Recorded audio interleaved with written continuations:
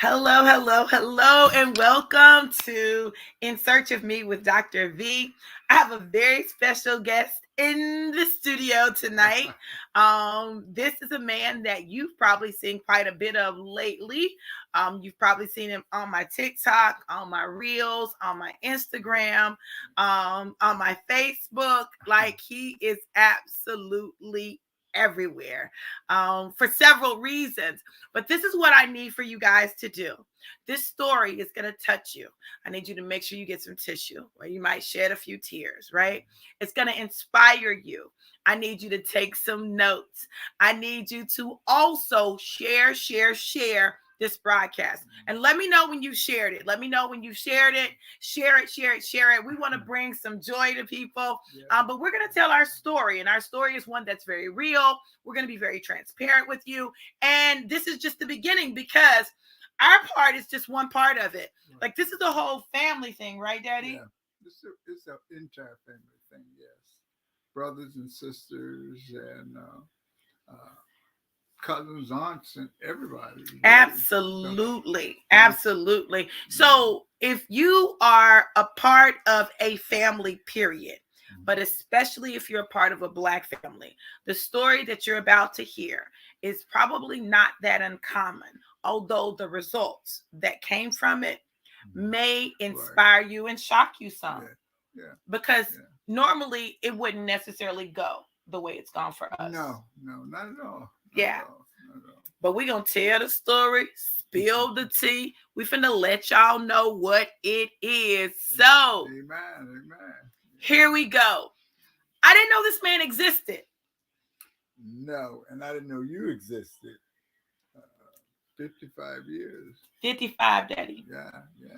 55 years of our lives. We didn't know that each other existed. Sure. And all of this came as a result of me doing an ancestry DNA test. That was it. Literally, I wanted to know what tribe I was from, what region. You know what I'm saying? I'm trying to get in touch with my African roots. You know what I'm saying?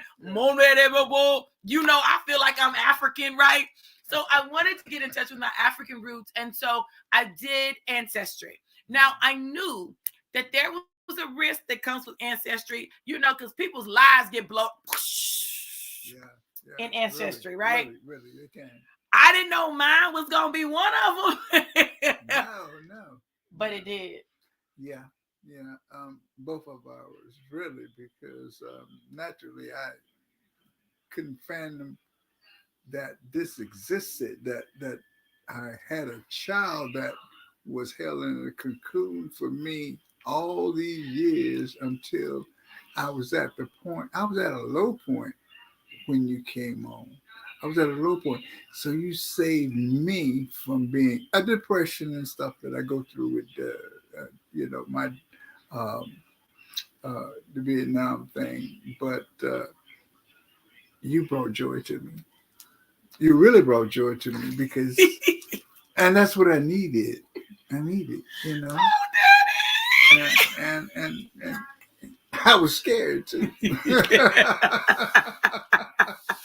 know, I was scared. Well, listen. So you guys, I just went on Ancestry. I ordered the kit, right? I caught it on sale during the holidays.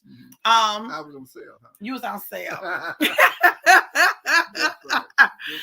So I got the kit on sale, and I waited for them to send it, right? I'd already started a tree. I'd done a tree before. Of course, I had different branches, a whole other family that was just mapped out. A whole nother family, y'all. Listen.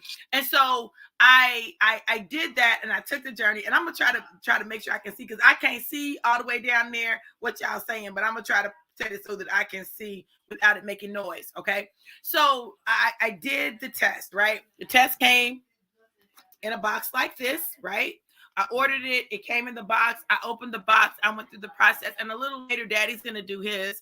We're going to show you guys how you actually can do it. Yeah. Now, listen, if you want to get it with a discount, hold on. hold on, because I'm going to be dropping my referral code that's going to give you up to 40% discount, because I want you guys to be able to do this. But listen, $99. I was like, I don't know about no 99, but what I can do is about 59. That sounds a lot better than it. Yeah, That's what I said. You know, we like a good sale. We got expensive taste, but we ain't trying to pay all that for no DNA. We're not trying to do it. We ain't trying to do it. So I decided, I got the test. I took it. I sent it in December 10th. December 10th, I sent my test in. When I sent the test in, I waited. And so it shows you on the app, there's an Ancestry app. And I'm going to show it to you guys, because I find I've spent a lot of time there. There's an Ancestry DNA app. Mm-hmm. So in the app, it tells you where you are in the process, like where your stuff is. And so literally I was tracking where I was in the process. When they got my DNA, when they broke it down, when they were processing, examining, and then let me see if I can see what day it was, y'all, because I was like, what? I want to say it was January. Hold on, I want to get it right. It was in the first full week in January. I was coming, ironically, Daddy, I was coming to North Carolina for an event that Friday. On that Monday, I got the notification that my results were in. And you all, I'm going to show y'all what I saw when I went in. And I was like, what? So the first thing I did was I went in and I looked at my little DNA story, and it told me that I'm 30% Cameroon, Congo, Western Bantu people, 23% Nigerian. Shout out to my Nigerian brothers and sisters. It explains my affinity for Nigeria. In fact, the guy who does a lot of my graphics, my book covers and stuff, Nigeria. That's my Nigerian brother. Benin and Togo, Mali. Benin and Togo was 17%. Mali was 9%. Ireland, 4%. That's the light skin. Y'all don't tell nobody. Scotland, 4%. Germanic Europe, 3%. What's it? 8, 9, 10, 11. It's 11% Caucasian, okay? Ivory Coast and Ghana, 3%. Wales, 2%. That's another this. Senegal, 1%. Eastern Bantu people. Indigenous Americans. You know, I got a little Indian in me, Daddy. From the Yucatan Peninsula, okay? Eastern Bantu people. Okay, I said that. Sweden and Denmark. I get some more white people blood in me. Y'all don't. Yeah. Spain, 1%. Tú hablas español? See? Look, Daddy, I got it. You got that one. I got some Spanish, some Espanol. So look, you guys, I got that. But then I looked at my DNA matches. Okay. Now, this is going to include anyone who's taken the test that is related to you, right? Gotcha, so it'll show you. Gotcha. So I open it up, and at the very top, and I don't know if you guys can see this. There you go. Y'all can see it a little bit. You see Audrey Singletary. Mm-hmm. I was like, who is that? It's my granddaughter. I was like, who is Audrey Singletary that I share 20% DNA with? 20%. 20%. So it said, okay, hold on. Let me go back over here. It's loading. And I want to act right. Okay. It said close family. It said close family. Okay. And so I was like, okay, well, maybe she's like a first cousin. Okay. So I'm going and I look at, okay, well, what is the 20%? Mm-hmm. You know, what is 1,403 centimorgans? And it says, these are the possibilities. Okay. So let me go to it. It says possible DNA relationships. Possible DNA relationships. And it said 94% either it's a grandparent, a grandchild, a half sibling, an aunt, uncle, or niece, nephew. Well, first of all, she's female. So we know it ain't no uncle or no nephew. Okay. I felt like, well, it didn't show a picture, right? It didn't show a picture. It didn't show the age initially. And so I didn't know. I said, okay, I felt like she might be a half sibling or my niece. I feel like those were the options. When I saw her picture, when she put her picture, because I sent her a message, she didn't respond to the message. But she put a picture up. So she Right. read the message. I saw she read the message. She put a picture up. I said, oh, she too young to be my half sister. Lies. Lies. Lies. No, you know, well, Audrey. Who is older, Daddy? Audrey or Alicia? Audrey. Yeah, Audrey is older. I'm thinking she too young to be my sister, right? Yeah. Literally, I know I got a sister younger than her, right? Yeah. Literally between my two oldest boys. Right. Well, those things too. He said, yeah, the last. But y'all see him though. Y'all see him. One. That's why my daddy fine. Listen, he fine, okay? Listen, y'all, he had to put his shoes on, match his shoes for this interview, which is not going to show his feet. Mm-hmm. Meanwhile, his daughter over here got his shoes on, okay? I don't have no heels on because I don't have any here. I got daddy's shoes on. Okay, so I discovered Audrey. So I'm trying to figure it out. Well, meanwhile, I'm looking for shared cousins, right? So let me show you on my mama's side so that you can see. Two of my first cousins were here, right? Joda Duncan, Frida, and James Hines Jr., which is Jimmy. Now, this is the interesting thing, right? Okay.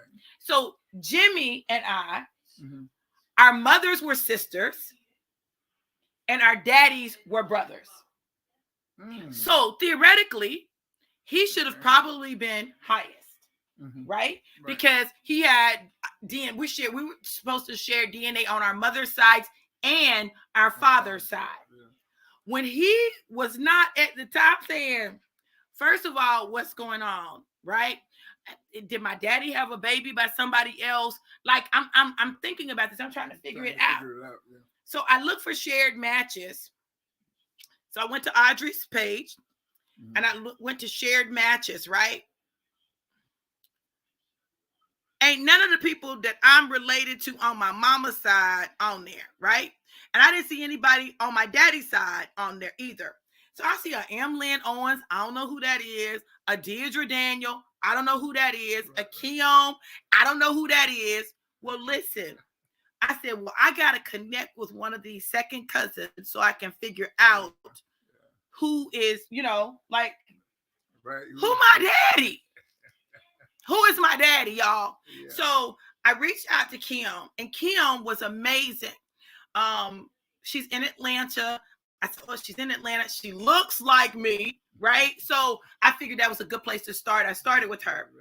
So she started a cousin group with me, her, Deirdre, a cousin, Bree. Bree is my fourth cousin.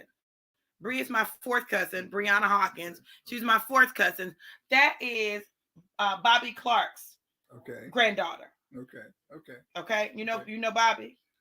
I don't remember him that well. It's her. Her that well. But some of the older generations and stuff like that, I lost their because you wasn't around them a lot. Right, the Stewart side. Right, you wasn't around them a lot. We would go to McRae, Georgia, for like a holiday. Right. So you only saw them then. Right. And, and we back out to go home. Back to Douglas. Yeah, we didn't head out, a little get together or right. whatever. And I got a chance to work in my grandfather's candy store. You told me that. Yeah. Y'all, listen, let me tell you, it's some crazy similarities that we have that when we talk, we're like, oh my God, are you kidding? Yeah. So we'll talk about the candy store later, okay? So Kim set this group up, and so we start talking. And I started naming some names that they had heard before, and they heard them from another cousin who was trying to find the family. Again, this is on the Stewart side. I started out on the Stewarts. Yeah, right. So the Wiggins came in when they found daddy. I had a genealogist who was working with my cousin. She was working for my cousin, Tamika, and her mom, Ernestine. Like they'd been trying to find her dad's people. Her dad was Albert. Right. Okay. Right. Albert Stewart. Right. Albert was a child of my great grandfather, Elmo Stewart Sr. Right. Exactly. Great granddaddy Elmo, who was a pastor. Be sharp. This is what Daddy said. Daddy, how did you describe him? Oh, he was always clean. Stacey Adams, overalls and a white shirt, starch. Everything he wore, you could stand it up because the creases and everything was all, right. That was him. Right. And he actually was a supervisor. Even when his kids went to the fields and stuff, he would actually ride on the back of the truck with him. But he did no work. That's where I get it from. No work. He stayed clean. So the same way he went there, he was that way when he came back home. Baby. And I'm my granddaddy's grandchild. Yeah, you are. You really are. I get it honest. So here I am. I'm looking at the stewards. I'm trying to figure out who my daddy is. Now listen, I went down several paths, right? Like several people almost got a phone call. Like, were you stationed in Fort Campbell, Kentucky, right? But the genealogist really helped me out because this is what she did. She took the centrum organs, which is broken down, and genetically, you guys, you can trace the genetic relationship. The genes don't lie. Right. The DNA does not lie. People lie. Yes, they do. People lie, but the DNA does not lie. And so, in looking at it, and y'all imagine this, I got to have this conversation with my mama because I don't know who my daddy is. And the man that I thought was my daddy, who I had moved to Florida, because I loved my daddy. Know that I loved my daddy, Norman Lee Hines, right? I loved him, right? So I'd moved him to Florida. He stayed with us. He got sick. I was taking care of him. He transitioned September 30th. So I'm in mourning. I've lost my daddy. I miss him. The kids miss him. It's just, it's our first Thanksgiving without him, our first Christmas without him. And I get these results in January. Mind you, right before I got the results, I was on the verge of a breakdown. Like literally, Daddy. I think we both was on a downward spiral at the same time. And that's crazy. It is because we didn't know each other existed. Right. But when we got a chance to conversate, we found out that the commonality was the same. Yes. Because being a Vietnam vet, I was going through a lot of things at one time. And my little two-year-old sister, at that time, I had just lost Eric, my son. And so I was feeling basically suicidal. Right. So depressed from military, depressed from the fact that this was my firstborn. Yes. And that you thought. You thought it was your firstborn. I thought it was my firstborn. Then, but now he know who is firstborn. You are. You are definitely. I thank God for you. I thank God for your existence. And the timing couldn't have been better. The timing, we were both in need of each other. Little did we know that that when we came together, it was going to fill a gap that we both shared. Yes. And with me, it was too exciting. I mean, I felt like my heart was going to explode. I get it.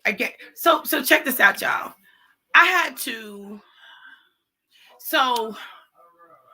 was supposed to be my daddy's only biological child, right? Now I had 3 sisters. They just were not his biological children. And this is the crazy thing. I had to call my sisters on FaceTime and tell them that daddy was not my daddy. I had to, this is before I knew who was my daddy, but I had to call them and tell them what was going on, and I'm asking my mama like, well, Norman is your daddy. Norman is not my daddy. The DNA said no. She said, well, yes, he is. I said, oh my God. And y'all know how black mamas be. Don't be asking me all them questions. I done told you what I told you. I said what I said. So I'm trying to get the information. Right. Well, who could possibly be my daddy? Just give me some. Is it a name? Like, No. She said, I don't know. What do you mean you don't know? What are you talking about? Right. Just some is it some possibilities? Just some possibilities. But then you got to remember, she was 16 years old.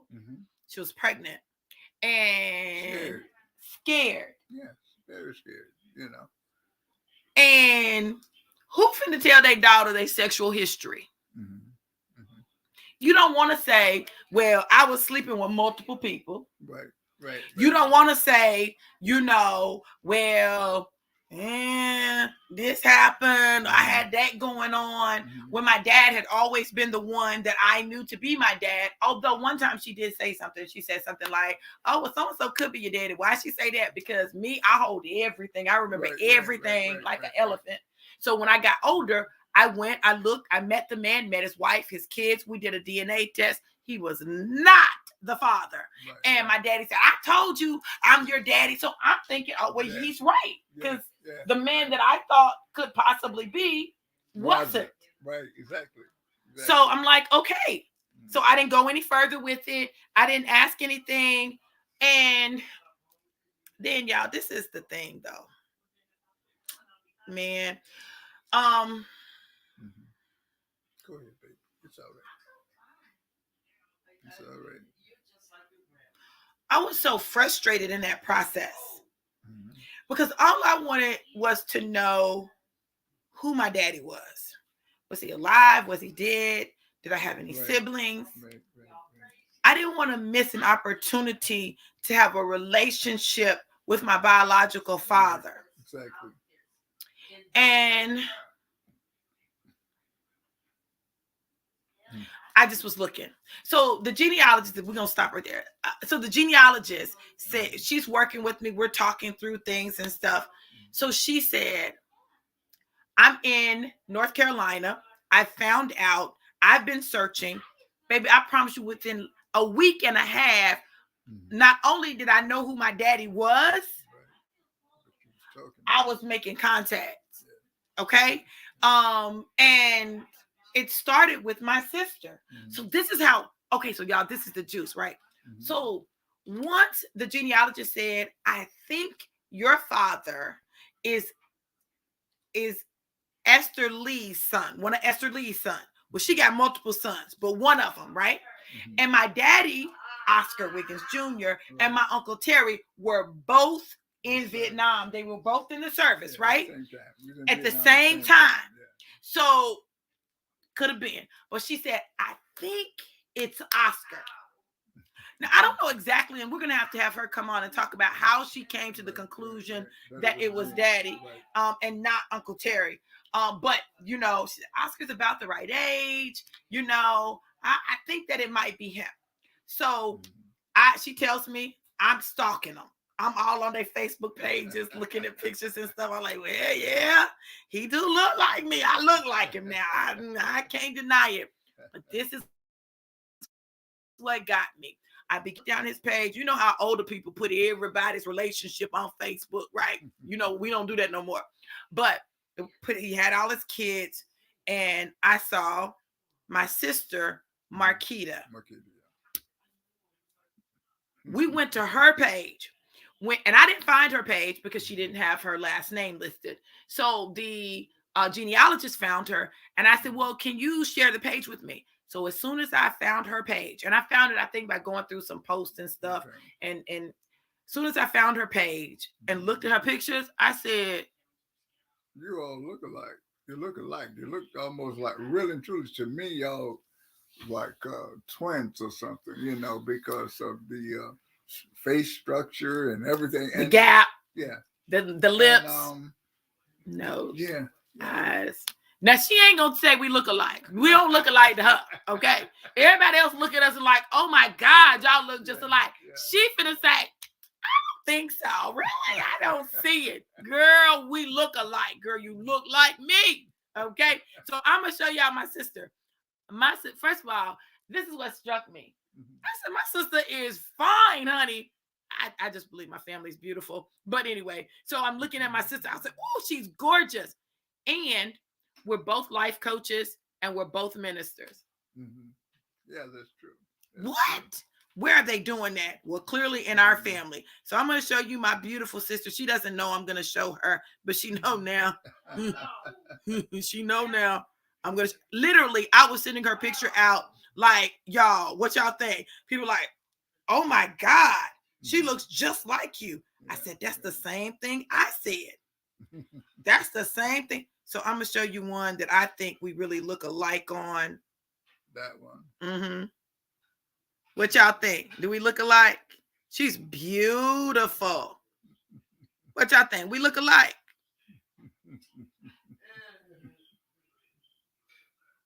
Y'all let me know. Y'all let me know in the comments. In the comments. Yeah. This is another one. She have 50 million hairstyles like me. Let me see. I'm trying to. Oh, there we go.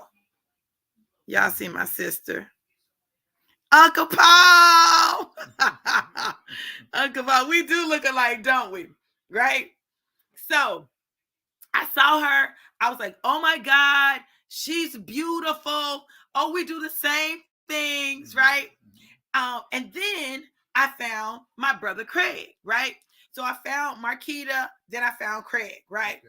I looked at Craig and I said, my brother fine. Y'all know how I show out, right?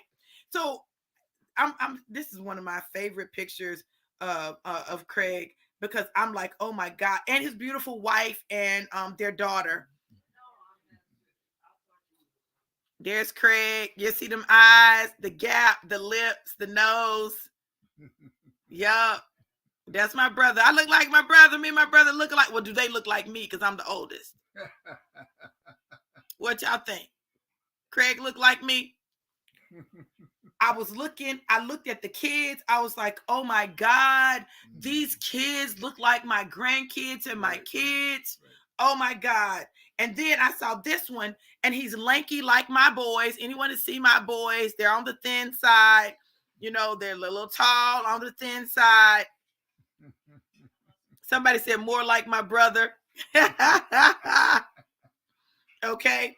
So I was like, oh my God. Now listen, y'all. I don't want my brother David to feel left out. Right. I don't want David to feel left out. Yeah. But Craig and Marquita, I was looking at them and I was like, oh, these David looks like his dad. David does look just like you, Daddy. Like but we all look like him. So that's how, it started. So then on Marquita's page, she has listed as her niece, Audrey. Audrey Singletary. That's how it clicked, Daddy. Right. I'm going to show you Audrey. And Audrey looks like my daughter. Now, that's who Audrey looks like to me. Like, I really see my daughter, Micah. And Audrey. Yep. Yeah. There's my niece, Audrey. So, and then we're all entrepreneurs. Like, all of us are entrepreneurs. And I was like, oh my God, this is my family for real. Yeah. Entrepreneurs, like, yeah, I was like, okay. Now I saw a picture of my daddy. I'm going to show you the picture of my daddy that I saw. Oh, God. This is the first picture I saw of you, Daddy. I think it was. How come you got? Hold on. Okay. It was the one you were barefaced. It was this one. Mm-hmm. That's the first picture I saw of my daddy. Yeah. So I'm like, oh yeah, them lip. Oh yeah, them. Oh yeah, them. Yeah, them eyes. They don't go away. They don't go away. But none of that stuff is as significant as how much we are actually alike. That's the crazy part. So I reached out to my sister and I sent her a message and I was like, hey, I just did Ancestry DNA and I discovered that we're related. I didn't say I'm your sister, okay? Because you know how Black people are like, you is not my sister. Don't be in my inbox with that mess. But I said, I think we're related, I'm trying to find out more about the family. Can you call me? I'd love to get to know more about the family if you're open to that. So first of all, my sister wasn't finna call me. That's the first thing, okay? But the genealogist was like, I got a number for Oscar, a home number. Well, I know anybody got no home phones for real no more that they answer. Right. But she called and she left a message and stuff. And she said, well, I'm waiting to hear back from him. Well, we waiting. We wait. After 2-3 days, I'm like, I'm done waiting. Like, I can't keep waiting. So I was tossing and turning. I wasn't sleeping. I wasn't really eating. I just had so much uncertainty and I needed answers. So me being me, because my sister's a life coach, I went to her life coach, and I'm a private listen. I need to open a whole new business, a private detective agency. Daddy, I'm stalking people. I'm stalking Craig. I'm all on his page. I'm on David's page. I'm looking at shout outs for anniversaries. I saw my nephew got married. I was like, I missed the wedding. Like all of that. So I'm looking at all that stuff. So I called my sister. I had a friend of mine, Pastor RJ. I said, can you just be in here with me while I call her? Because, you don't know how people are going to respond. How they're going to react or respond. Yeah, that's true. So I called her and I was talking to her. And then I said, listen, let me just tell you, I did Ancestry. Audrey is showing as my niece, and I think I'm your half sister, And she said, well, probably. Oh my. Probably. I can believe that. Daddy. Yes. What's she trying to say about you, Daddy? Well, I was somewhat of rolling. Well, she said no. I think it was just that she expected anything from me, like I was by me being in service and right. stuff. Like I was young, 18 years and you was fine. Y'all, my daddy was so fine. I said, I see why Mama gave up the drugs. I see, don't tell my mama I said that, y'all. He gave them up. Okay, my daddy was fine. My daddy's fine now, but listen, I'm trying to tell y'all. I said, look at my daddy. You got that one, the one that Mama sent. Yeah. Okay, yeah. I said, oh, my daddy was fine. Look at him with his little fine military self in his uniform, looking all swaggy. Yes, Daddy. Yes. Y'all, this picture of my daddy. Look at him. Isn't he handsome? My daddy's so fine, y'all. So, what, Daddy? I'm going to make your head blow up. Yeah, you're blowing my head up. Right. It's already blown up. But I appreciate it, baby. Yeah. I got some good things. Some good traits. You know, Daddy. You know. So she reached out to Daddy, and I'm so grateful to my sister because she could have responded to this very differently, and God used her to really answer questions and be the bridge to make the connection. She reached out to Daddy and she was asking him. I gave her some information and she asked Daddy, were you stationed in Kentucky in 1965? Right. I went in service there from Orlando. I went to it was Fort Campbell, Kentucky, and it was after basic because I had they let us go downtown and after basic you had to go to the black side of town.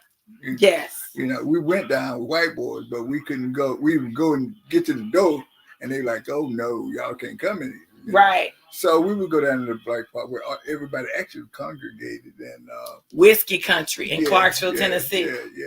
Yeah, and everything was lovely, but being young and exploring, that's what we go call it. Young and exploring. Go ahead, Daddy. Yeah. So I just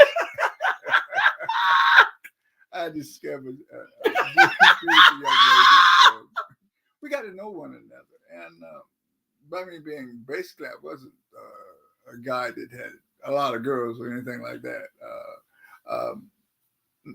A few, but not like that. Anyway, I was there. And I looked like a school. Well, they called me schoolboy because you did look young. I looked really young, right? And, I hadn't begun to shave or anything, So, but I had peach fuzz, Yeah, a little bit. Okay, me too, Daddy. And I met your mother, and we clicked, and well, it was on from there, and we would see each other, and that's where everything got actually started. But I didn't know that there was a pregnancy. I knew I didn't use a condom. Just irresponsible. No, I didn't want. No, use one of them things. No, I didn't need that. So I wanted everything to be new. And so she was like, "You're having a problem." No, you got the problem because I don't want to use this thing. So that's where basically it went. But we got together, and we had a great time. Two young people having a great time and loving each other, and it was all good, And here comes me, right? All I did was I knew it was a possibility. Naturally, when you go in like that, you know that it's a possibility. Going how, Daddy? Raw. Yeah. But I never had those things. I never wanted to use. Right. You mean the real deal. So that's was my track record, the real deal. You get what you get. You get what you get. So when I heard that, when Keita called me, and she's like, "Dad, were you in Kentucky?" I said, "Yeah, I was in Kentucky." So she did a playful like thing. She was like, "Well, was you dating in Kentucky?" I says, "Yeah." Well, did you go to this place or something like that? She asked me some questions like that. But anyway, I was like, yeah. So she says, it's possible you got a daughter. So I'm like, what? Because it was like, I said, you playing or what? You come on, girl, don't tease me. That's some serious stuff. That's serious. So she said, no. Were you a player? I don't know if you called me that, but I was out there. There. Wrong. I just wanted to throw that in there. Yeah. Well, it's just like wrestling. Well, Daddy, I love wrestling. I know. I love that. I used to think it was real. That's the way you happened. But I cannot with him. I can't. Go ahead, Daddy. Go ahead. So I was like, are you teasing me? I even texted the next day, like, yo, I don't pinch myself and everything. I don't went through all of the particulars and all that. I said, were you teasing me? She said, no, Dad, I was for real. So I was like, okay. So I got real nervous. I'm like, oh my God. Could this be? I know it could be, but I was like, is this really real? Because I've always gotten it for my kids. Like, I'm waiting to meet some little Vietnamese guy. It says, you're Oscar-making son or something like that. I'm his son. But anyway, being in the service, you go places and you do things. And so, which is understandable. I get that. Yeah. Mm-hmm. But it was like, I just didn't believe it. That happened. And I got kind of scared, because I'm like, why so long and stuff, Right. 55 years, and to make a long story short, I was exuberant. I was flabbergasted when she sent me the picture of you. I couldn't do anything but just look at you. It's like looking at a little baby for the first time, and I'm like, I'm not a yo, baby, but I'm that yo, baby. yo. I said, girlfriend got my lips and my nose and everything. I said, okay. So that was it. So meanwhile, I'm in class, right? I'm in class and Marquita's texting me, right? And she said, hey, I talked to Dad. Yeah, he remembers being in Kentucky. He remembers whiskey country, like he was there in 65, So it's like boom, boom, boom, boom, right? Check, check, check, check. And she said, he's curious. And I said, well, I'm open to having the conversation if he's interested. So she asked Daddy. He said, sure. Gave her didn't give her his number. She had it, but told her to give me the number. Mm-hmm. She gave me the number. I'm in class. I'm like freaking out because I'm like, what do I say to this man? So this is what I did. And you guys are going to see this a little later in another episode. But what I did was I recorded a video of me sitting in the car before I made the phone call. Right. And I just talked about my feelings and emotions right then in the moment. I was afraid. I didn't know if he would reject me, because, that's always the thing that you fear, that rejection, right? How are they going to respond? Is he going to cuss me out? Don't be on my phone with that, right? If he was married, how would his wife respond? How would the siblings respond? All of that. Exactly. So when I called him, I finally, got myself together. I said, okay, I dialed the number. He answered the phone. Hello, with his cheerful self. And I said, hi, this is Veronica Duncan Walters. He said, I know who you are. I recognize your voice. I was like, how do you recognize my voice? He said, well, I've watched your videos. And I was like, okay. And so we got to talk. But listen, can I be honest with y'all? From the moment I heard his voice, I was like, that's my daddy. Yeah. I knew the way I felt on the inside. It was like basically an instant connection. Yes. And I'm like, well, you don't question God anyway, right. know. So I question him. Yeah. I be asking questions like, what's going on with this? I was questioning everybody else. Well, how did this happen? Raw. That's how it happened. Yeah, raw. And that's what he told me. He's like, what'd you expect? What'd you expect? But I felt a serious connection. And it was at that particular time because I was like going through some stuff that I was uncomfortable with. And I was actually hurting. He was hurting. Oh, Daddy.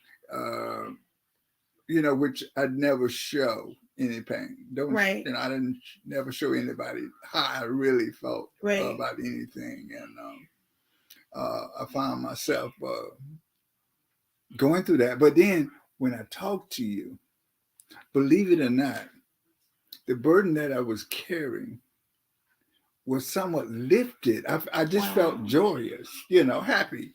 And, that's the way it started out being. And I was just excited. And, and people were like, man, you look so much younger, Yeah. Because I smiled and it was serious. It was my smile. Yeah. And it was genuine. Yeah. Because most of my life, and especially after Vietnam, you got what you got. You got what you needed from me. But you never knew the inside of me. Right. Because I couldn't show me feeling that I was like not some kind of monster, but I just wasn't sure of myself. Right. So I had to be what people would expect me to be. Wow. Rather than on the inside, I'm like, y'all got what you got, but on the inside, I'm hurt. Right. And that's where his whole silent cry comes from. And y'all stay Mhm. tuned. The book is coming. The Silent Cry will be launching, and we'll be sharing how you can pre-order your copy. But Yeah. it's a real thing, right? So Yeah, but check this yeah. out. The whole time we talked, we laughed the whole time. So he's talking, and he's like, well, tell me about yourself. And I was like, okay, and I'm Mhm. telling him about myself. And he says, well, let me tell you a little bit about myself. And he was telling me, he said, yes, and I'm working on this book called The Silent Cry. I was like, you working on a book? What? My daddy working on a book? I said, well, you know what I do, don't you? And he was like, no, what do you do? I said, well, I'm an author, and I help people write their books and publish their books. And, that's what I do. And he was like, what? And I was like, yeah. He said, wow. And so then, y'all, to me, this was so cute, right?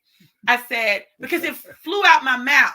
I'm like, well, Daddy, and I didn't even ask this man, can I call him Daddy? I don't even know. I said, well, is it okay if I call you Daddy? And he said, in true Oscar Wiggins Jr. style, right? What'd you say, Daddy? He said, it's your birthright. Of course, baby. It's your birthright. I would be honored if you called me Daddy. I said, that's what got my mom in trouble, right? You see what I'm saying? That's what got her, right? I was so full of joy, man.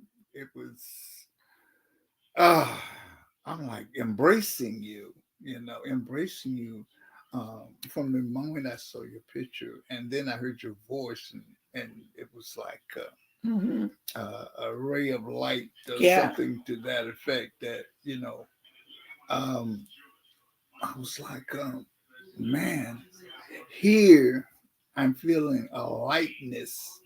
Yes. Where I was weighted down somewhat, trying to be what everybody expected of me to be. And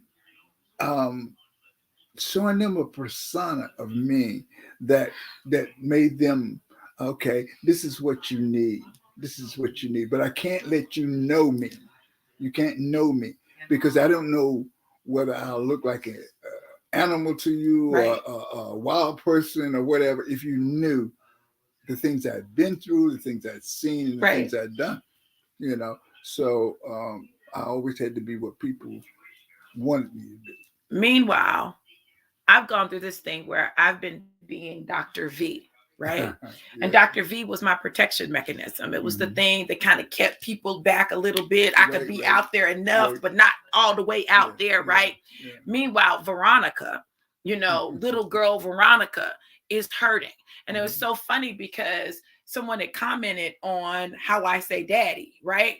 And I said, well, when you hear me say daddy, the reason it sounds different is because you hear 5-year-old Veronica. That's not Dr. V talking. That's 5-year-old Veronica. So today I was having a conversation with my sister, and she says, when I hear you talk, I hear like a 5-year-old girl. I said, girl, why is you in my business like that?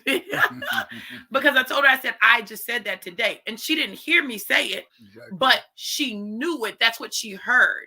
Because she's a prophet too. She don't want to admit it, but she is. And so this journey has been one that has been amazing and incredible because I immediately wanted to help him with this book, right? Like, what better way to get to know him than to hear his story? And especially because he was in Vietnam, and I just helped someone publish a book whose father was a Vietnam vet. It was his father's stories. And so I just dealt with that. So it just was perfect. Well, it was like basically you studied me before you knew me. I did. Which is unlike anybody else. There's none of my children that knew that side of me. Right. They only knew the side that made them feel protected, or the fatherly role that you normally show your kids. Right. I love you, embrace them, whatever, but they were kind of like always pushed away. Right. always pushed away. I couldn't let anybody know me, Right. you know, because fear of acceptance. Right. Fear of acceptance. And my children, I wasn't able to give them the love, the affection that I wanted to give. Well, first of all, I never got it myself. Right. So by not having a playbook, you only do the best that you can do. And portraying someone else and knowing you don't feel like that. That's good, Daddy. You got to keep that going. Right. You can't stop. You so do. Every time you ask me, I'm the same person you wanted me to be. But inside, I was like, is anybody ever going to cry for me? You know, it's so funny, Daddy, because you know, when we talk and we did a lot of talking, y'all. We did a lot of talking, a lot of FaceTime. I remember when he FaceTimed me, the first he said, well, you know, can you FaceTime? I said, what? You FaceTime? I was like, yeah. Anyone who knows me knows I love seeing people when I talk to them. Right. I much rather video chat than just talk on the regular phone. Like, I want to see your face, your facial expressions. I want you to see mine, because I believe that it gives you a deeper understanding of what's being said, right? So we FaceTimed. He got a chance to meet my youngest son. My granddaughters too. Yes. And this is the thing. Great grands. This is the thing. My son had looked at Daddy's picture and looked at Marquita's picture and it's like, that's my nose. That's where my nose comes from, Mama. He said, oh yeah, that's my G Daddy right there. That's my G Daddy. So already in our family, we were talking about these people that did not know us. Right. And we had already claimed them as our own, claimed them as our family. So that by the time that we actually talked and you know, we met, like already, like I know my siblings probably get tired of me, but I'd be like, I love you. You're so amazing. Also, like they just be like, girl, sit down somewhere. You're too excited. But it's true, because I feel like I miss so much of their lives, so much of it. And so now I'm like, I don't want to miss any moments. Right. I'm not going to let you miss any moments. You know, that's over and done with. You know, once I found you and realized that I had to come clean with myself and began to open up so people could know me. Right. Really the guy that hurts, the guy that never cries, but the guy that have emotional situations going on. Right. You know? And I was just like, okay, now I'm getting a chance. This is why I was at a standstill with the book. I was like, you know, I want my kids to know me. I can't tell them who I am. I can't tell them why I was doing the things that I was doing, that I used the drugs, but it was a comfort thing for me that I needed to hide from reality. Right. And doing the drug thing and cocaine and whatnot, it hid me from reality and made me more susceptible to people around me, you know, because, you know, the thing about that is that I was so busy for more than the time you were born, 55 years. I was so busy trying to camouflage myself. My God. Camouflage myself. Baby, that's a message in and of itself. It was a protective mechanism. Yes, that's what it does. But at the time that I was sheltering people from the real me, yeah, I was also sheltering me from the real me. So I'm trying to figure out who I really am. Right. Who I really am, because I never had to be me. Right. I was what people wanted to see. Come on, Daddy. You know, what they wanted to see. and I had to smile when I was hurting. I had to laugh when I was crying. I had to those images like, okay, I'm the big tough guy. With Right. actually, in all actuality, being tough wasn't what it was about. It was camouflaging. Yes.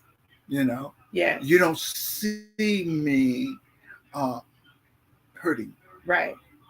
And it's so funny because as much as, you know, people hear me talk about being a daddy's girl, which I am a daddy's girl, you know, when I say it, you know, when I say it and I say I'm a daddy girl, all my girls, but you know, you light up my life, listen, that type of thing too, listen, you know? I can't, it's a timing thing, right? I believe strongly that it's a timing thing. It is. Like, and we're so freaking much alike, right? Yeah. So I'm a daddy's girl times 2, but this is what people have to understand, that my daddy Norman, his, like, he wasn't the one to say a lot of I love yous. Like, he would say it, but I didn't hear it for the first time until I was 23. Right. So, and I remember, you know, my sisters, April, Terry, and Tiffany, who were not my biological sisters, but they were my sisters, right? Right. He raised them, and they were an important part of his life and an important part of my life. I remember when they came and they were trying to get there before Daddy died. They didn't make it, but they came on, and we were out to eat. And we were talking about Daddy, and they were telling stories, and we were eating some fried chicken. And I remember April said, I remember when Daddy taught me how to fry chicken. And I was looking, and they'd been talking about different things that Daddy did. And I had a tear that just came up and just kind of rolled down my face. And it wasn't because I didn't want them to have those experiences, but it was because I didn't know that Daddy. Right, exactly. I didn't know him that way. The way I knew him was different. They got a different version of him than I did. Yeah. Because of the timing, you know, he had learned some things from it. But I even remember when my sister April was in school, and Daddy would say stuff like, and I told her she needs to be more like you. And I said, Daddy, don't do that. Because first of all, I couldn't do nothing right when I was younger. Yeah. You know, like, it seemed like I couldn't do nothing right for Daddy. And then he's telling her she need to be like me. Well, wait a minute. Why she need to be like me if I couldn't do nothing right? Well, wait a minute. Maybe I done misread this thing. But I said, Daddy, you can't do that. Like, you got to let her be her own person. Don't compare her to me. Like, I was real big on that. Like, I didn't want them to experience any trauma. Right. You know, for missed expectations, right? Now listen. So we've been talking about this, but y'all, let me tell y'all. I told y'all I'm gonna tell y'all about the candy store, right? So my first job, I worked. My aunt and uncle lived in Nashville, and my uncle had a candy store in the house. That was my first job. So Daddy was talking about working in the candy store. I said, stop it. No, you didn't. That was actually my first. It was actually my first job. Was working in my grandfather's candy store, and he would let me. I mean, I felt so big that I could sell people's stuff and collect the money. And how old were you, Daddy? Oh God, I had to be probably 6, 7, or 8, somewhere like that. You know, and it was just a big thing going to McRae, Georgia, working in Granddaddy's candy store. You know. It was a proud moment for me. Yes. But I was really shaken when you told me that you worked in a candy store at a young age too. You know, your uncle's place, and how exciting it was for you. You know. And all the boys came to see me because I had the candy. You were the candy girl. Yeah. I was the candy girl. Yeah. Candy girl. But yeah. But that was exciting. It was exciting, you know. we share. Yes. Such a lineage, we share it. Yeah, we do. We do. But, That entrepreneurship. Yeah. Like, there's some stuff that I didn't understand about me mm-hmm. that made sense when I met him. Mm-hmm. And love you, baby. Good night. Come give me some love. I'm here doing something. Yes, come on. I don't care. You're more important. My beautiful niece, y'all. Y'all see how I did that? I let her know she was more important than what I was doing. Baby, sometimes you gotta stop stuff and let these kids know that just because you're doing something doesn't mean they're not important. My greatest disappointment in myself was not being able to show how I really felt about anything at any point. Wow. Not being able to show it because, like I said, my life was pretty much fictitious, and it wasn't my own. Wow. So, that's deep, Daddy. With my children, see, the one thing that in Vietnam, kids, we would give them candy and stuff like that. In Vietnam, we give them candy and stuff, like we would do at home. Right. We would do the same thing at home, and they would run behind our trucks and everything, and we'd throw candy to them and whatnot. And the VC started using kids to go into a crowd of black soldiers or a crowd of soldiers and pull a grenade. And the kids didn't know it was going to kill them and kill everything around them. So, but, they were so naive. Right.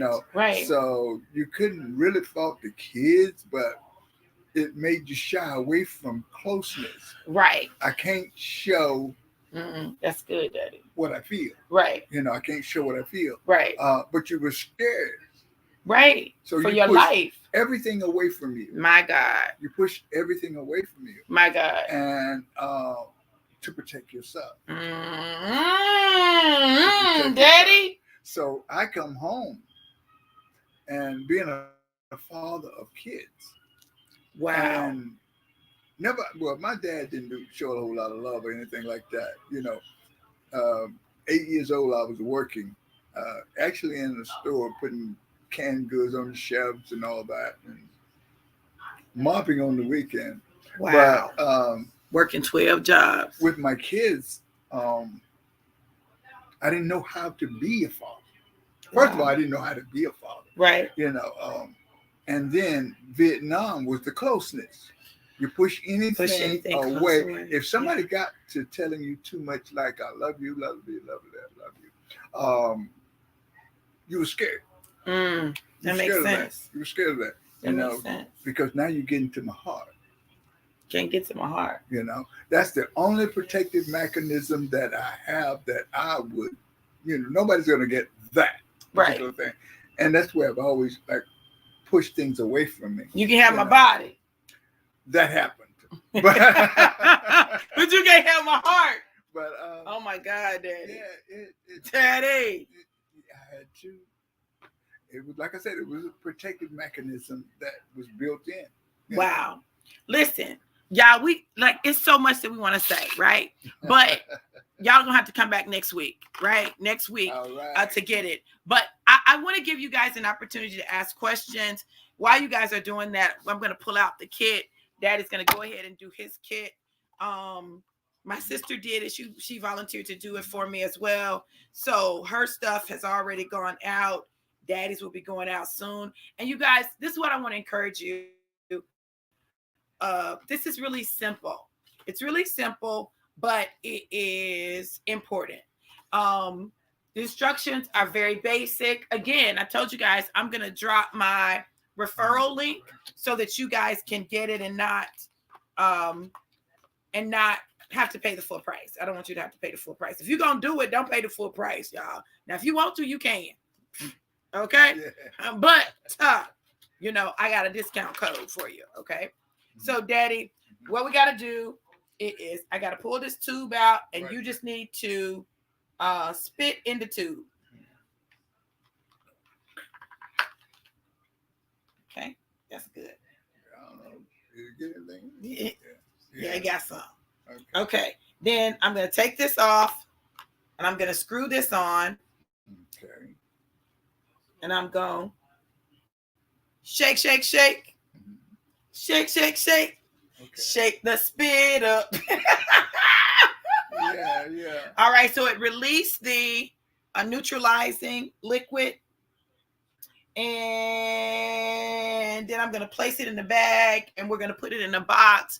And they already have a return envelope for you to use. Right. So I'm going to open this up.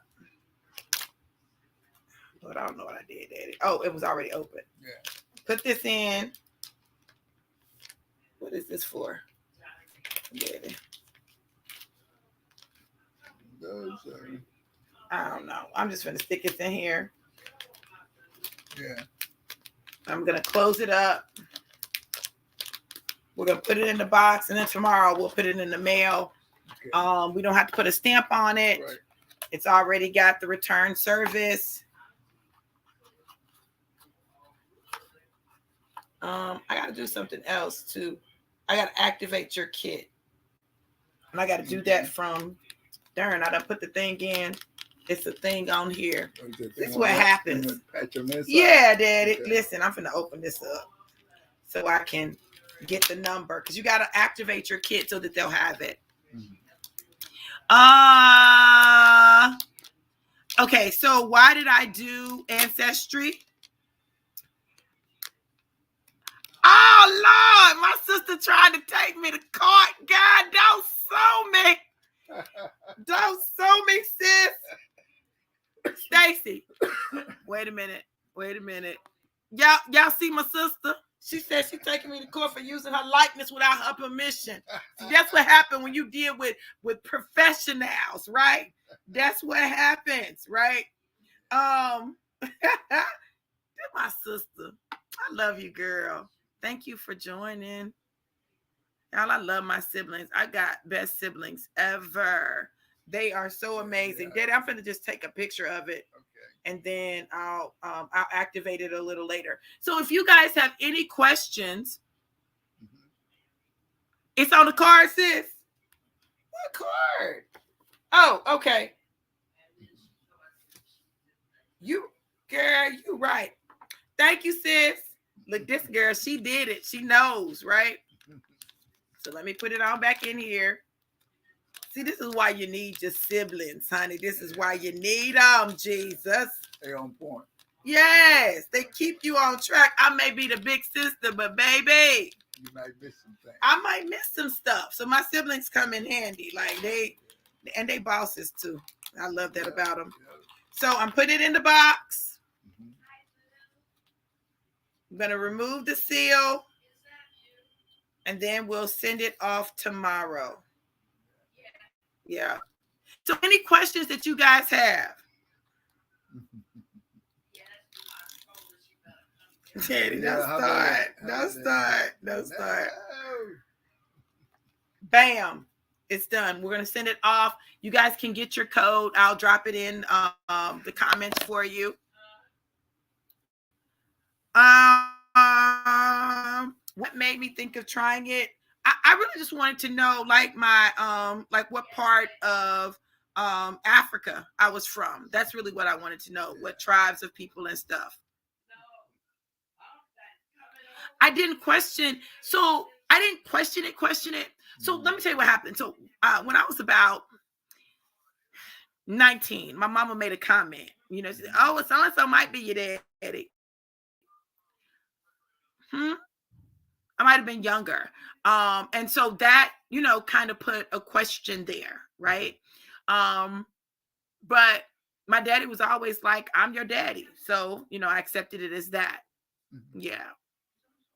You know. What caused insecurity of not believing who your real father was? Well, hopefully that answered that question. Troy asked, what if the DNA comes back different? So this is the beauty of DNA. Audrey's DNA sealed it, right? There's no way. Hold on, Daddy. I'm going to share with you. Uh-huh. We both about to choke at the same time. But Audrey DNA sealed it. Audrey is my brother Eric's daughter, right? Yeah. So the only way for me to have that much shared DNA with her is for us to have, for her, one of her parents to be my sibling. That's the only way, right? So because Eric belongs to daddy, daddy's DNA is there. So that's how I know that that's my daddy. Everything else provides additional confirmation of what is. Right. Exactly. Exactly. Like I said, I felt a connection from Immediately. the beginning. Yeah. Immediately. It was like God revealed stuff to you. Yes. You know. And here I am. Like I said, trying to get to the point where I just didn't want to die without my kids knowing the true story of Right. me. Right. Who you really are. Who I really am. Yeah. You know, not being able to let people in. Right. It comes up distorted. Right. They get mixed signals that you don't even know they are getting because you're playing a part. Right. You know. Right. And sometimes by the time you get around to correcting the situation, it's already done gone. Yeah. You know, places that it shouldn't go. Yeah. You know, now this was passed down to my grandkids. Mm-hmm. You know, the same thing my kids feel. If they are, by them being a part of their mother, they are going to feel like the mother feels. Yeah. You know, yeah. There's no getting around that. They see the hurt, they see whatever the mother's going through. And, you know, then, so there's not only my daughters and sons know me, but the grandkids know me through the parents' eyes. Right. Through the parents' eyes. And which is not, you know, like I said, it's not a bad thing. It's not to throw blame on anybody but me. Right. You know, sheltering that storm is what I had to do. Right. Shelter that storm. But just trying to be the best person you can be, that people would accept you and understand you without revealing who you really are. Right. You know. So, yeah. I get it, Daddy. You know. I'm proud of you because it takes a lot of courage to expose you, like to expose the parts of you that you have worked to protect, to hide, to shelter, and to acknowledge, you know, your shortcomings and where you fell short, and then also to provide information on why you fell short. Actually, it's giving accountability of yourself. It is. Y'all know I'm big on accountability. It's giving accountability. I'm big on it. I'm big on it. In other words, you can say anything Mm-hmm. To anyone, and whether they accept it or not. Normally, you know, I wouldn't care, but when it's dealing with my children, they need to know facts, right? As opposed to just feeling what they feel and not being able to get answers, right? You know, and you can give them the answers, but you can't give them the reason behind the answers, right? So there again, you know, you're pushing things away, you're pushing people away, yeah, to keep them from knowing you. Come on, Daddy. I know. Yeah. I know. I heard, but I can't show her. I cry, but you can't see the visible tears. You know, embracing is something that I do mentally more than I do physically. You know, in my mind, I'm embracing you. In my mind, I'm loving you beyond any comparison. But in your mind, you're actually experiencing so many different emotions. You're feeling that the things that your dad should do are the things that your dad should have been in your life. Right. You know? Right. And I feel the thing about that is falling short is not a one-way street. Falling Right. short, everybody hurts. Right. It does. Just my kid. I hurt, but I can't show you I hurt. I got to go along and try to comfort you and do the best I can with that. But knowing me, no. Mhm. Well, I'm glad you're starting to release some of that, Daddy, and letting us see the parts of you that you felt like you had to protect. And that's why I always tell you, Right. like, I love you regardless. Like, I don't love you because I love you in spite of that. There's Right. nothing you can do Right, that right. can make me not love you, because I understand that if you spend your life trying to protect yourself, or trying to present a particular image or be strong, Strong image. yeah, I get it. Mhm. So I try to make sure See, I got your heart and your back. Right.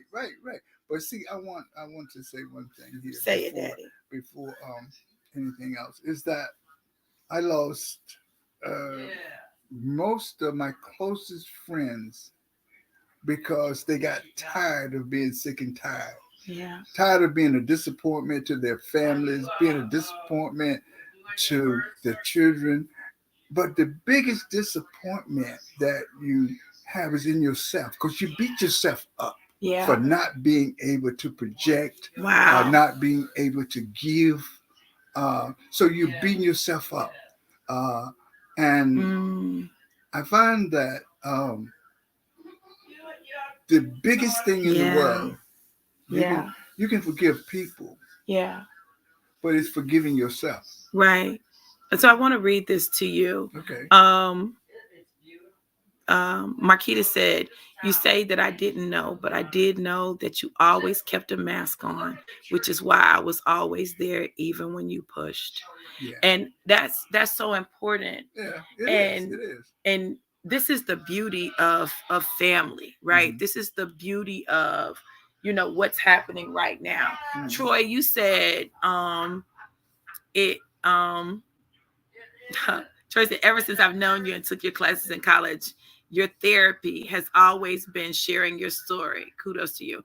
But earlier, Troy said, it seems like everybody accepted me without a problem. Mhm. And I want to address that. I have some amazing siblings, right? And my dad is amazing. My new mom is amazing. My nieces and nephews are amazing. And this is what I'll say. This is a family that is a family of love, right? Mhm. And Right. everyone has everyone that I've encountered has embraced me. But the process produces some challenges. Like, it brings some stuff up. Yeah. And so I'm always cognizant of that, Mhm. and I'm cognizant of how they feel, like Right. how my siblings feel. That's important to me. I always want them to know that I care about how they feel.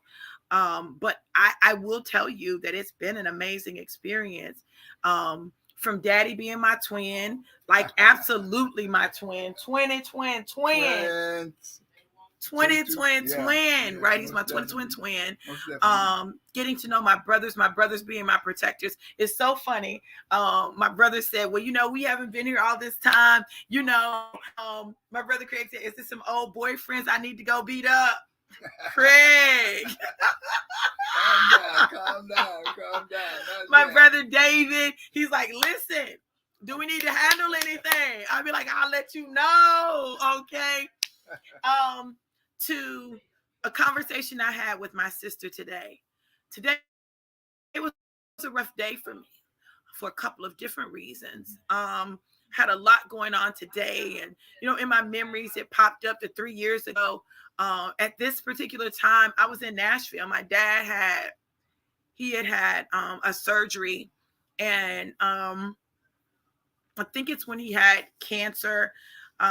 It might have been a heart attack. Like, listen, he had several health challenges, but I was in Nashville, and my sisters came and they brought their mom, who had her own health challenges. And so those memories show up, and yet I'm here with this daddy, And my daughter talked about feeling like she was cheating on her granddaddy. And what I'll say is I never wanted to seem like I'm throwing daddy away because I got a new model. Right. Because that's not the case. See, the thing about it is, I feel like I love this man, and I've never met him. But because he had the effect that he had on you and in raising you, he shared the moments that I wish I could have shared. But at the same time, I love this man because he protected my angel.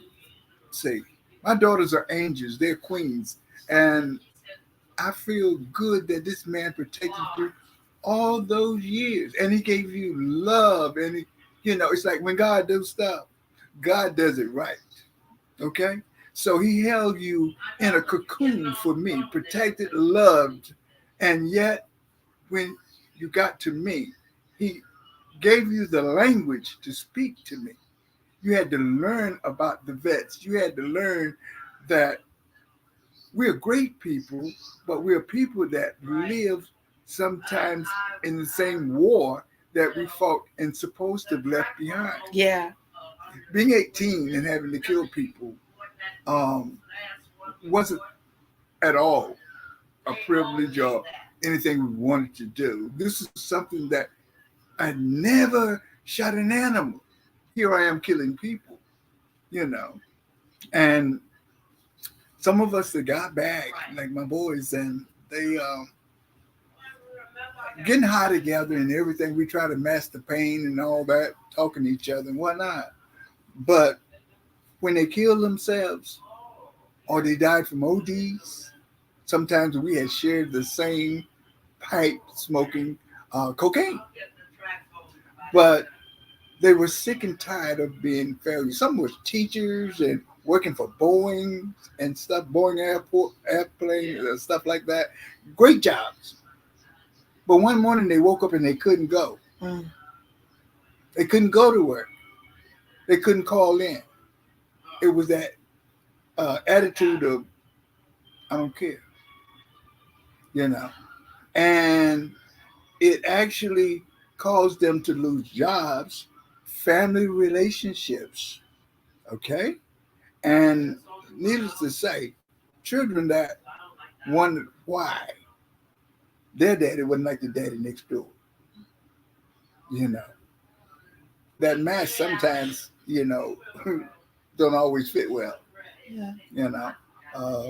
But when my boys died, I never grieved on anybody. Never grieved. My son, my mother, my father. I think I shed 2 tears at my mother. And they were like squeezing out tears. It was like people looking at you, you got to show a tear. I'm being truthful. I felt things that, see, in Vietnam, you had to go through this thing of not caring. Yeah, shut down your emotions. You had to shut it down because you couldn't think about the fellow that just got killed next to you. Because if you thought about him too long, you could get killed. That's right. It cost you your life. So what we had to do was we had to develop an FU attitude. Yeah. And needless did I know that attitude stuck with me. It was branded, So when I tried to discard it, there wasn't no discarding it. You had to live with it, So when you cry, you hid your tears. You couldn't let nobody see you cry. Not like that. You hard, man. You hard. Sound like somebody I know. Yeah, but you hard, and that's the picture you have to portray. That you have to present. Well, Daddy, don't give him too much. Don't give him too much. We got some more episodes and stuff to do. You guys, listen, it's my prayer that... Thank you, Daddy. Oh, baby. Thank you. I love you. I love you too, Daddy.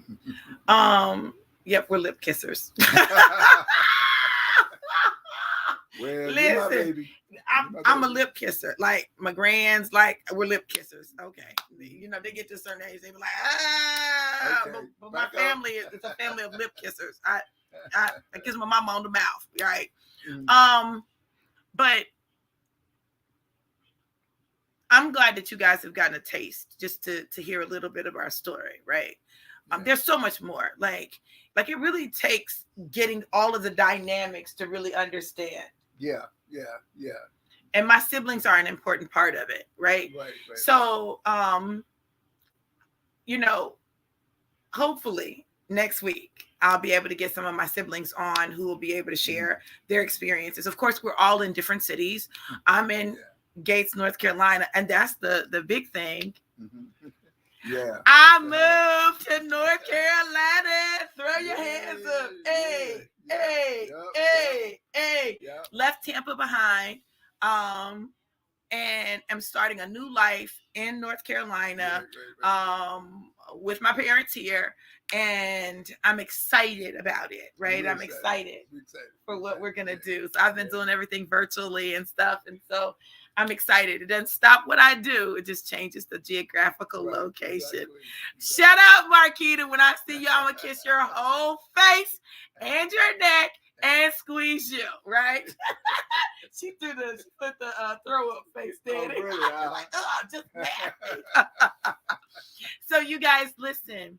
Thank you for tuning in. Yeah. My prayer is that this has shared something with you that encourages you, inspires you. We want it to be real, Yeah. I was gonna say we wanted to be raw, but somebody already was raw. That's why I'm here. Okay. That's what you came about, right? Raw. Okay.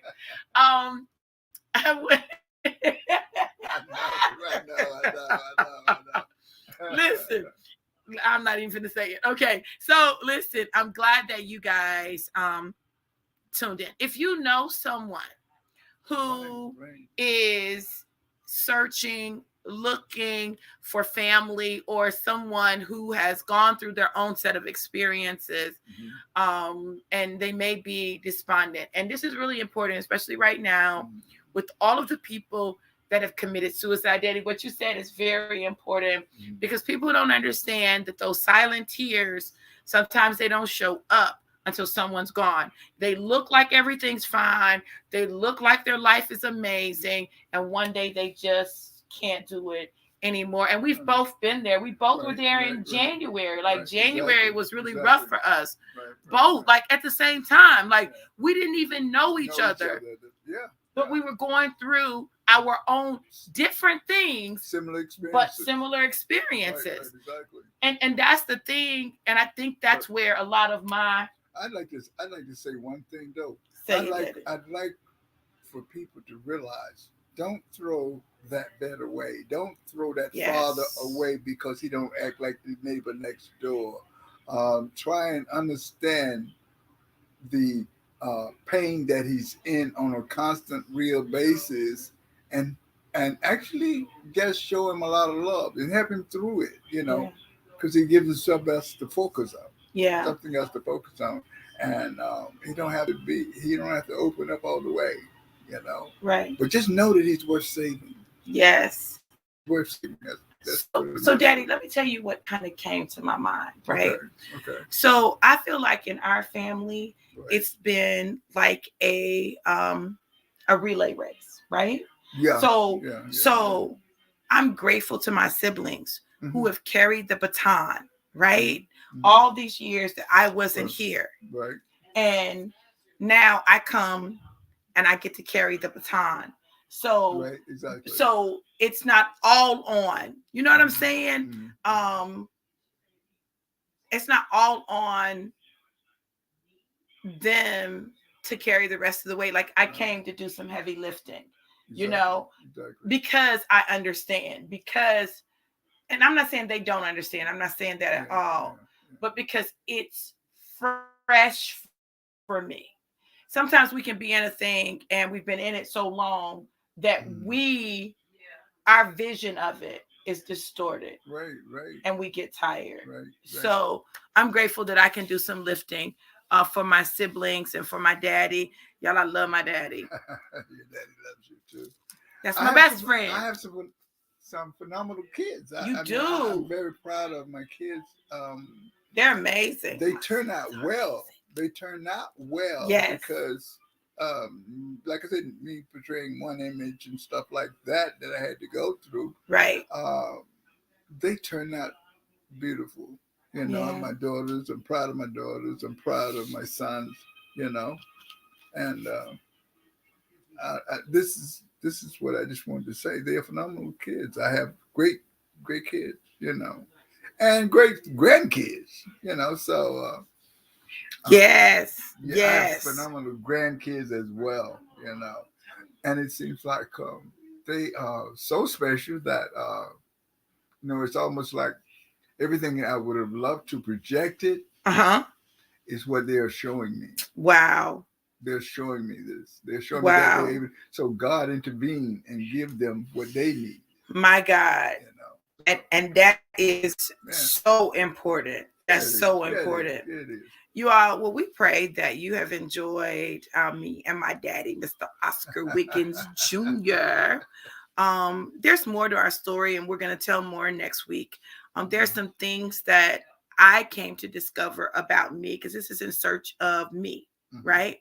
I came to discover about me as a result of meeting my daddy and experiencing this relationship. It helps me to understand some of the reasons that I have had the number of marriages that I've had, that I've chosen the people that I've chosen, and what I have to do differently in order to get a different result. And that's all important. First of all, you got to pass through my daddy, and he's not, and my brothers. And my brothers said they're not playing with y'all, okay? So you can't get to me unless you go through my brother. They not playing. They not playing. And daddy ain't no playing tea for either. the fever. Listen. No tea for the fever. You gotta. No. It's real now. It's real. It's real. Yeah. Daddy, thank you so much for joining me tonight. It's a I pleasure. appreciate it. And thank you all for joining us. Share the broadcast. Stacy is going to drop the link in the comments for the ancestry so that you can get the discount. I definitely, if you're interested, go ahead and take full advantage of that. Know that we love you to life, Right. and life more abundant. Amen. Have an Amen. amazing and incredible blessed. evening. Be blessed. Mwah.